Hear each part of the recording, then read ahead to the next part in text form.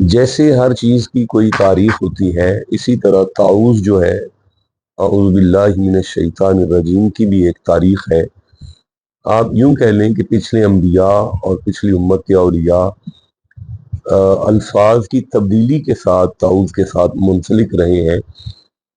جیسے کہ حضرت نوح علیہ السلام کا تعوذ ہے، ربی انی اعوذ بک ان اسألک ما لیس لی، اے پروردگار میں پناہ مانگتا ہوں اپنے ان سوالات سے، تیری بارگاہ میں ان سوالات سے جو میرے لیے نہیں ہے۔ یا جیسے حضرت یوسف علیہ السلام کا جو تعوذ ہے، جیسے کہ بی بی زلیخا نے کہا کہ قالت حیت لک، میرا حکم ہے کہ میری طرف آؤ، تو انہوں نے کہا معاذ اللہ، میں اللہ کی پناہ مانگتا ہوں۔ جیسے کہ موسیٰ علیہ السلام سے کہا گیا اتتخذون ہزوا، کیا آپ ہمارے ساتھ مذاق کر رہے ہیں؟ تو انہوں نے فرمایا اعوذ باللہ ان اکون من الجاہلین، میں اللہ کی پناہ مانگتا ہوں کہ میں جاہلوں میں سے نہ ہو جاؤں۔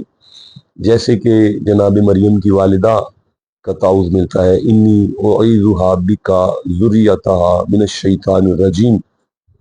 اسی طرح جناب مریم کا تعوذ ملتا ہے فارسلنا الیہا روحنا فتمثل لہا بشرا سویا قالت انی اعوذ بالرحمن منک۔ اسی طرح قرآن میں ایک اور مقام پہ سورہ اعراف میں ہے فاستعذ باللہ، اے امت مصطفیٰ اللہ کی بارگاہ میں پناہ طلب کرو۔